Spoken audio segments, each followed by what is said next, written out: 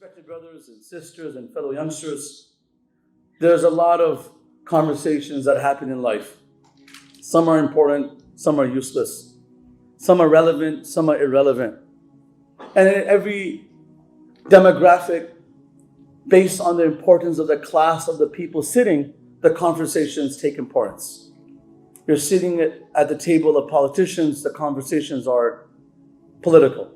You're sitting in a conversation on a table with physicians, they are medical related. Your staff, teachers, students related. There's conversations in this world that we will never forget because they're meaningful. You guys have those conversations? You guys know what I'm talking about? Those conversations that you had with your husband the first time you married them, or your wife in the beginning days. You remember those things. Now, after 20 years of marriage, you guys forget the conversations just of yesterday.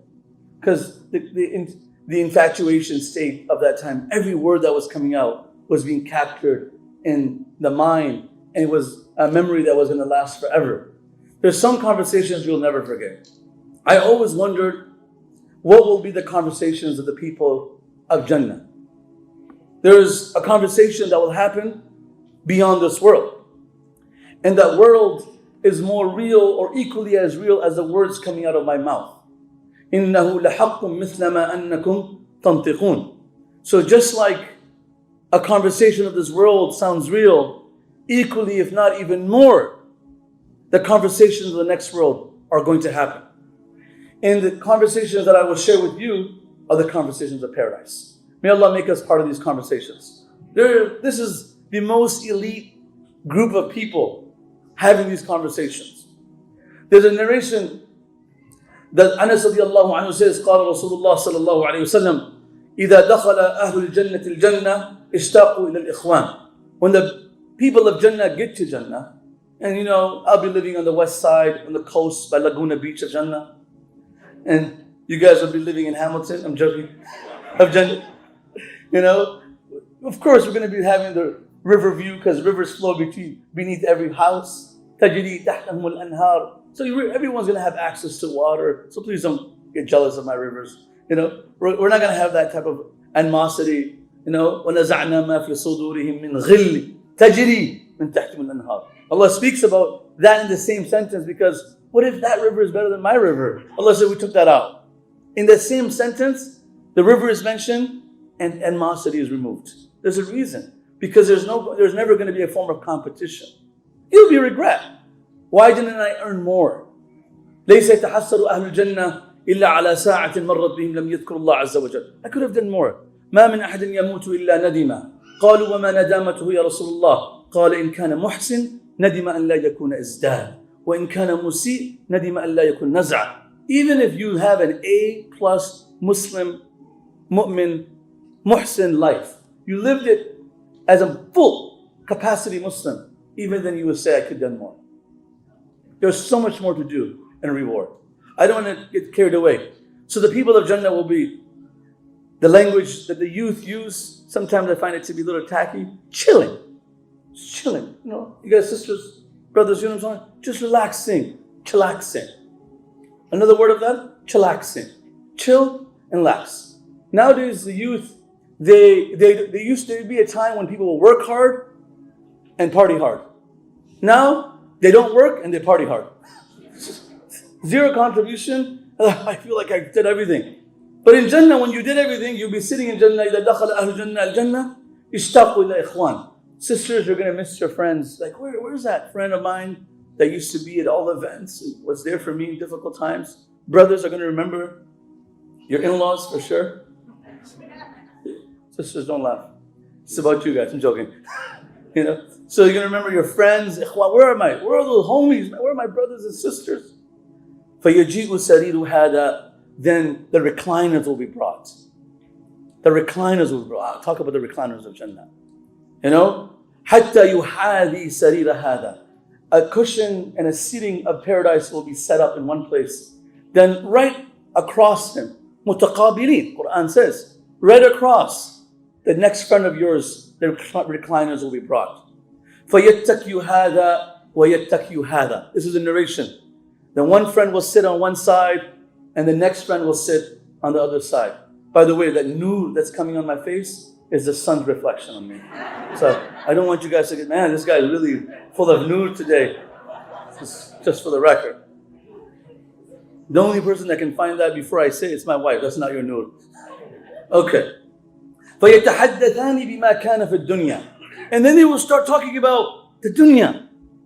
Can you imagine? They start talking about those days in dunya.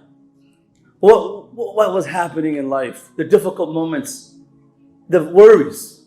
Because most people of Jannah will be the people who went through the most difficulties in this world. Everyone in Jannah you will look at either lost a child, lost a relative, had heartbreak, difficulties, cancer, diagnosed by this problem. And these are the people in Jannah. Kullu da'ifin. Everyone who is ignored. And fi Jahannam, kullu ja'dariin mutakabbirin. And you're going to have Jahannam filled with arrogant people. So the simple, ignored, marginalized community of the society that no one respected, no one gave a voice to. These are the voices in Jannah now. They're kings. وَإِذَا رَأَيْتَ ثَمَّ رَأَيْتَ نَعِيمًا وَمُلْكًا كَبِيرًا. Each one is going to be a king or a queen in their paradise. فَيَتَحَدَّثَانِ بِمَا كَانَ فِي الدُّنْيَا.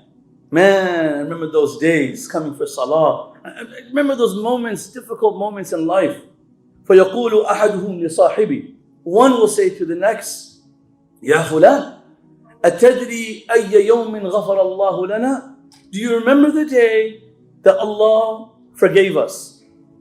So in Jannah, before you enter Jannah, you will be told, this is the reason you're entering to Jannah.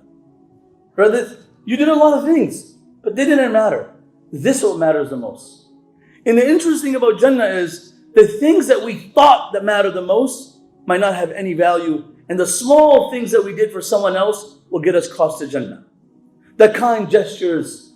One of the things that you do, we kind of have to do more intentionally, is Jabrul Khatam. To seal people's pain. People think praying, fasting, donation is an act of piety. It is. It's a contribution in Islam. But greater than that act of piety in many cases is to sit with the sister. Brothers, you sit with the brothers, okay? Chill out. I looked at you. Sister, you sit with the sister. Hear their pain. Listen to them. Today, my mom says, in the West, people just don't have time for anyone. No one has time for anyone. Not even a relative can take out time to listen to their family. The parents are sitting, child walks in, 5 minutes later, I gotta go.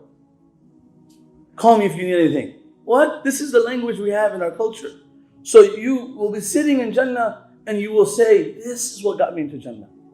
Maybe the yarhamakullah. Maybe you're holding the door. The small. You know why the small things matter so much? Because in your eyes you had very little significance of them. But in the eyes of Allah they were elevated. So many times you do something and you start to feel like you did something good. Right there you deflated the value of the reward that you're supposed to receive. The greatest act is an act that is done for the sake of Allah and not even knowing the value that act has in the eyes of Allah subhanahu wa ta'ala. So big. So you're going to see this in Jannah. They will say, يَوْمْ كُنَّا فِي مَوْضِعْ كَذَا وَكَذَا. That one day we were sitting in so-so place, that's the act, that's the gesture, that was it. That's what banked our ticket in Jannah. That's what made us into Jannah. And we made dua to Allah, and Allah forgave us. This whole story comes into the tafsir of Surah Tur and Ibn Kathir. So I'm not making this up. I like making up stuff too. But not right now, not about religion. وَأَقْبَلَ بَعْضُهُمْ عَلَى بَعْضٍ يَتَسَاءَلُونَ. People are sitting in Jannah, start talking conversations. قَالُوا إِنَّا كُنَّا قَبْلُ فِي أَهْلِنَا مُشْفِقِينَ. One of the most common characters in the people of Jannah, they were always worried about the next world. Just like a rich or middle class person, a poor person doesn't have this fear. But a middle class rich person always fears of being bankrupt. Like, what if I lose all my money? How am I going to pay all these dues, all these loans? So always living in this state of constant concern of akhirah's finance. What's going to happen to my akhirah? Mushfiqeen. And then فَمَنَّ اللَّهُ عَلَيْنَا وَوَقَانَا عَذَابَ السَّمُومِ. Allah favored us and we're able to enter into Jannah and be safe from His punishment. And one of the most common things that are in the people of Jannah is إِنَّا كُنَّا مِن قَبْلُ نَدْعُو. Always asking for Jannah. Oh Allah, give me Jannah. Anyone that asks Allah subhanahu wa ta'ala for Jannah 3 times. I know we sheikhs have give this extreme valued price of Jannah. Jannah is expensive, I understand. Sallallahu alayhi wa sallam says, Man khafa adlaja, wa man adlaja balagha al-manzil. Ala inna sil'at Allahi ghaliya, ala inna sil'at Allah hiya al-Jannah. Paradise is expensive. But there's a flip side to this concept. You have to earn it. وَالَّذِينَ جَاهَدُوا فِينَا لَنَهْدِيَنَّهُمْ سُبُلَنَا. But when it came to a practical sense of giving hope, the Prophet ﷺ made it seem so easy to people. What are you worried about? A man came to the Prophet ﷺ. He says, مَنْ يُحَاسِبُ الْخَلْقِ يَوْمَ الْقِيَامَةِ. O Prophet of Allah, who will take accountability of the people on the Day of Judgment? Everyone knows it's Allah. Everyone knows. God. Allah. So مَنْ يُحَاسِبُ الْخَلْقِ يَوْمَ الْقِيَامَةِ. Sallallahu Alaihi Wasallam looks at him and says, Allah. So this Bedouin, simple people have great lessons sometimes. He says, نَجَوْتُ وَرَبِّ الْكَعْبَةِ. I'm going to paradise, baby. He knows, I'm going to paradise for sure. That's it. I'm going to paradise. Sallallahu Alaihi Wasallam said, أَفْلَحَ. This guy is going to paradise. This guy knows he knows Allah is merciful. Allah, he knows. Like he said, how do you know Allah is going to forgive you and give you Jannah? He says, إِنَّ الْكَرِيمَ إِذَا قَدَرَ غَفَرَ. The quality of honorable people is if they have an option of punishing or forgiving, they will always opt for forgiving. Once, Hammad bin Salama, rahimahullah, was on his deathbed, great scholar of hadith. And his friend walked into his room and he saw him crying. And he said, what are you crying? He said, I'm worried about my akhirah. He started weeping. So his friend Sufyan al-Thawri, rahimahullah, said, he says, I want to let you know where you're going, your next stage with Allah. We've made akhirah so gloomy and dark and scary. So now he's telling his friend, I just want you to know where you're heading next. It's not that bad. It's not all dark and gloomy. You're not going to get punished, inshallah. He said, لو خيرت بين محاسبة الله وبين محاسبة أبويّ لاخترت محاسبة الله على محاسبة أبويّ لأن الله أرحم من أبويّ. If I was given a choice, who should make your final verdict in entering Jannah or being punished? My parents or my Lord Allah subhanahu wa ta'ala? Sufyan al-Thawri says, I will pick Allah over my parents because Allah is more merciful than my own parents. So brothers and sisters, start planning those conversations. What are the conversations the mothers of Gaza are going to have when they enter Jannah? Think about those conversations.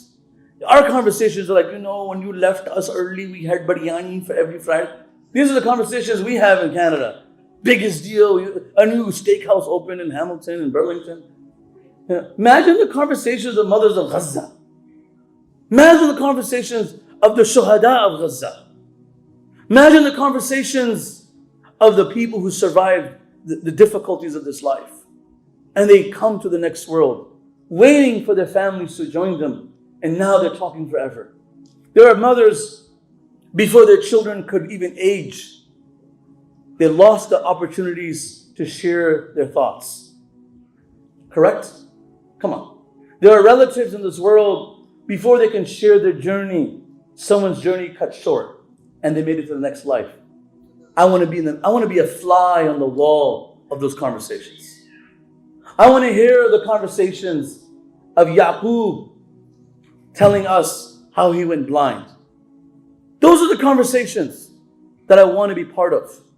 And I also want to be part of a crew that I hope one group of the world could also hope to be part of my conversations in Jannah. Not just part of someone's, but someone part of ours.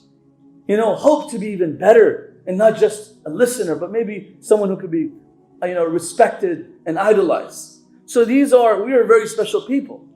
And even if we fail in our actions, we're such noble creatures of Allah that even we don't live the life that we deserve to have these conversations. There are angels which are created to make dua that we make it to these moments. And it's a very powerful ayah. You should internalize this, and I want you guys to internalize the Quran like the way I'm trying to talk to you about it. In Surah Mu'min, Surah Ghafir, in the 5th to 9th juz, Allah subhanahu wa ta'ala speaks about the angels. And these angels have one of the greatest tasks. What is that task? الَّذِينَ يَحْمِلُونَ الْعَرْشِ. They honor, this is an honorary responsibility. Allah doesn't need anyone. An honorary job is that they hold the arsh of Allah. يَحْمِلُونَ الْعَرْشِ وَمَنْ حَوْلَهُ يُسَبِّحُونَ بِحَمْدِ رَبِّهِمْ وَيُؤْمِنُونَ بِهِ وَيَسْتَغْفِرُونَ لِلَّذِينَ آمَنُوا. They're praising Allah, they believe in Allah, and they're making dua and istighfar for those who are on this earth. It's interesting that someone that close to the King, Allah, is thinking of us and seeking our forgiveness. And they're making this dua. يَسْتَغْفِرُونَ الَّذِينَ آمَنُوا رَبَّنَا وَسِعْتَ كُلَّ شَيْءٍ رَحْمَةً وَعِلْمًا. Oh Allah, you've encompassed all forms of knowledge and mercy. A lot of times, mercy can be expressed at the expense of evidence. So you're very kind with someone not knowing the crime. Allah, He knows very well the act of the criminal or the one who's at fault, but His mercy overwhelms that experience. وَسِعْتَ كُلَّ شَيْءٍ رَحْمَةً وَعِلْمًا. He knows. Like sometimes, do you know what that person did? It's like, yeah, he just, he came late for school. No, do you know what this person did? And then you actually spill the story, like, oh, expelled. Allah says, I know, but I still opt to show you mercy. Then, فَاغْفِرْ لِلَّذِينَ تَابُوا. Allah, forgive these people. So there's angels under the throne of Allah. Not the first sky, second sky. The throne of Allah, who are hoping to make us enter this moment of conversations of Jannah. And they say, رَبَّنَا وَأَدْخِلْهُمْ جَنَّاتٍ. Allah, get them to their final destination. Angels are making this dua. وَأَدْخِلْهُمْ جَنَّاتٍ الَّتِي وَعَدْتَهُمْ. Get them to this destination. In paradise, dunya doesn't have the same feeling. Doesn't matter where you go in this world, a resort, a beautiful destination, and one member of your family is absent, you always remember them. Am I correct, guys? You go to Medina, you go to Mecca, you guys don't go to like bad places, you guys only go to good places. Like I can see the nur on your faces.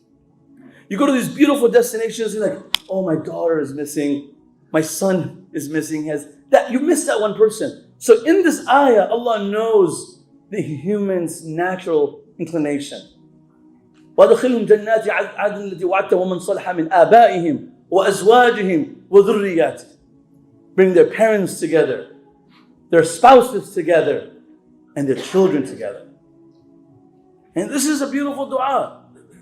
إِنَّكَ أَنْتَ الْعَزِيزُ الْحَكِيمُ. Allah save them from mistakes. وَقِهِمُ السَّيِّئَاتِ.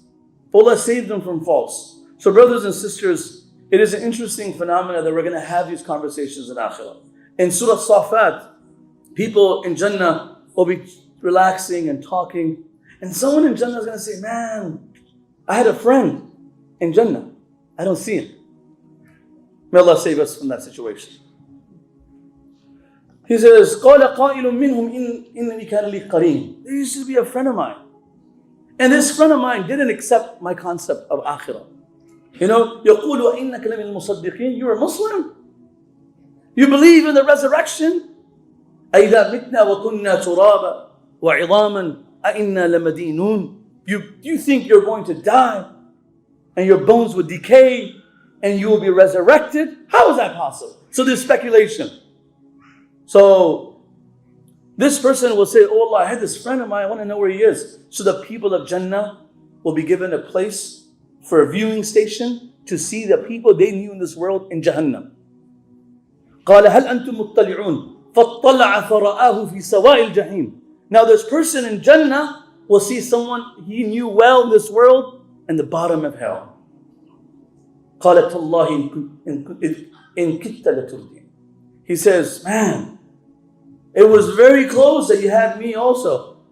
Like I was so close to you that you always had me on the edge, guessing, thinking, speculating.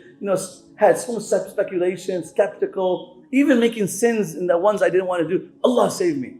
He says, وَلَوْلَا نِعْمَةُ رَبِّي لَكُنْتُ مِنَ الْمُحْضَرِينَ. If it wasn't for the favor of Allah, this person saying this in Jannah, I would be with you in hell. So it's Allah's favor that we made it to paradise. So brothers and sisters, there's a lot of conversations we're going to have. There's no conversation that's going to be better than paradise. But to make it to this paradise, there are a few things that we have to do. Number one is that we have to believe that we're going to have these conversations. And the belief comes from the Quran. وَفِينَا رَسُولُ اللَّهِ يَتْلُو كِتَابًا. The Quran tells us, إِذَا انشَقَّ مَعْرُوفٌ مِنَ الْفَجْرِ سَاطِعُ أَرَانَا الْهُدَى بَعْدَ الْعَمَى فَقُلُوبُنَا بِهِ مُوقِنَاتٌ أَنَّمَا قَالَ وَاقِعُ يَبِيتُ يُجَافِي جَنْبُهُ عَنْ فِرَاشِهِ إِذَا اسْتَثْقَلَتْ بِالْمُشْرِكِينَ الْمَضَاجِعُ. Everything that I'm saying, it's in the Quran. You have to believe it. These moments are going to happen. And now, brothers and sisters, big question. What is that moment that you remember in your life, for the young life that you have lived, that you think this could be an excuse of mine to enter Jannah? Think about those moments. Something small, something that you did. And if you can't think of one, start creating them. And if you thought of one, create more memories like this. Because you're going to remember that sajda that made you enter Jannah. You're going to remember that tear that got you to Jannah. You're going to remember the difficult moments of your life that when you cried, the mercy of Allah descended upon you and you entered into Jannah. People think crying is a sign of weakness. The Quran describes crying for Allah as a sign of loyalty and royalty. There's an ayah in the Quran that speaks about goosebumps. Has anybody got goosebumps in their life? I'm getting goosebumps just looking at you guys. You know, are you getting a little goosebumps? All right, let's talk about this a little bit. I got 1 minute left, so I'll explain to you. Allah subhanahu wa ta'ala says in the Quran, Allahu nazzala ahsan hadithi kitaban mutashabiyan mathani. تقشعر منه جلود الذين يخشون ربهم ثم تلين جلودهم وقلوبهم إلى ذكر الله. Allah says in the Quran that the believer, the hair on their body stands up. Literally, they get goosebumps. Something happens to them in special moments like this. And a lot of times we don't know, we experience these moments and we don't maximize those opportunities. They just pass over us. They hover over our experiences. Oh man, this was a very special moment. What did you do with that moment? How did you seize that opportunity? In our world, because of the phones, we capture moments which are just in case it might be a memory. So we take the same picture 900 times. Then we figure out we don't have enough memory in our phone. Same picture. We want to capture those moments. I want you to understand this. I know you're laughing, but in that humor, there's a message. And that is that when you go through these moments in life, whether is it a lecture, and sometimes it could just be you going through something difficult, and then your heart melts. تقشعر منه جلود الذين يخشون ربهم ثم تلين جلودهم وقلوبهم. Something's happening to your skin physically, and something's happening to you spiritually. Something's happening. Those who experience it know what I'm talking about. It's like when a child or young person falls in love. So the mom says, "Kya ho raha hai, puttar?" What are you feeling? What are you feeling? Sorry for the people who don't understand. Ki gal hai? What are you feeling? So the son says, "Mom, I can't explain it." What do you mean? It's love. Something special. Better than that is what I'm talking about. The ecstasy that you feel when you know something is broken in your heart, but you're not alone and Allah is listening to you. Thabit al-Bannani rahimahullah, under the tafsir of this ayah, I'm going to give you guys this cheat code, and I hope you use it and use it for me too. He says, "Inni la'alamu mata yustajabu li." I know when my du'as are going to get accepted. I know. You don't got to tell me. I know. So someone said, "Kayfa tadri?" How do you know so certainly, with so much confidence, that your dua is going to get accepted? He said, three things have to happen. Three things. حين أقشعر جلدي, when I get goosebumps.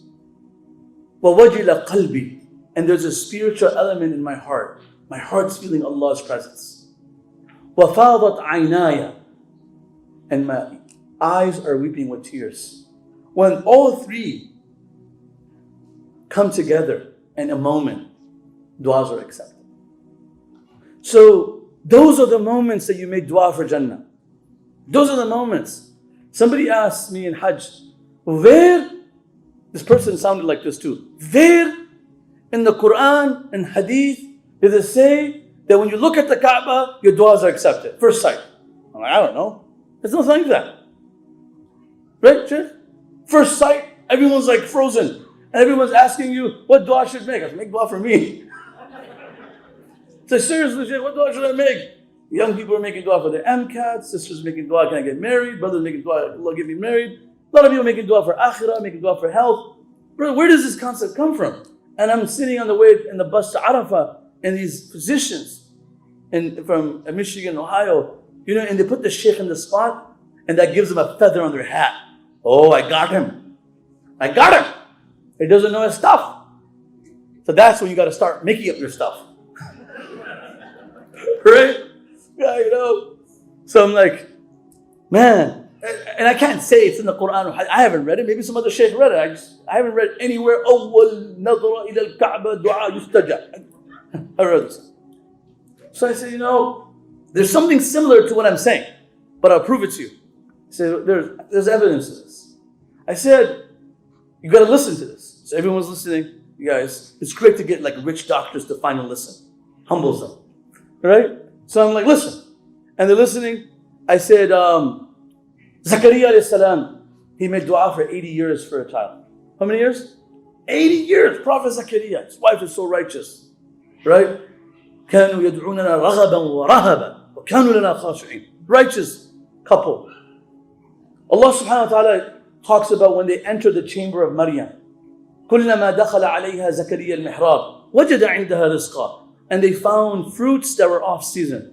وجد عندها رزقا. قال يا مريم, this prophet is asking this young girl, أنى لك هذا? Imagine you come and ask your niece, how'd you get this? Young girl, أنى لك هذا? And she says, قالت هو من عند الله. From Allah. إن الله يرزق من يشاء بغير حساب.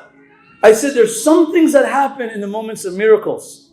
When you experience an abnormal form of intervention from the Almighty, something happens to the heart. But there's some things you have to keep in mind. The heart has to first notice and be present. There are miracles happening in our lives, but we're not present in the moment. We're not even paying attention. They're there. So what Zakaria alayhi salam does, he doesn't go, let me do wudu, do my ablution, and pray 2 rakat salah. No. هُنَالِكَ دَعَا زَكَرِيَّ رَبَّهُ. Something happened. And he's saying, Allah can give you fruits off season. Allah can give me a child at this age when my wife is barren, I'm aged. Surah Maryam talks about this. هُنَالِكَ دَعَا زَكَرِيَّ رَبَّهُ. Allah speaks about when Zakariya's dua got accepted. It got accepted. This is the dua. قال رب هب لي من لدنك ذرية طيبة إنك سميع الدعاء فنادته الملائكة وهو قائم يصلي في المحراب. Then he went into salah and the answers came. Brothers and sisters, there are moments every day in your life. Seize these opportunities. Ask for something worthy. Ask for something greater than this world and what exists in here. And don't forget this world either. Ask for the best of this world. But remember, if there's someone in your family that you miss today, who has a relative or a loved one that is not present in their life today? Raise your hand. Brothers and sisters, I have some good news for you. You're going to have all day, all night to have the best conversations with them in Jannah.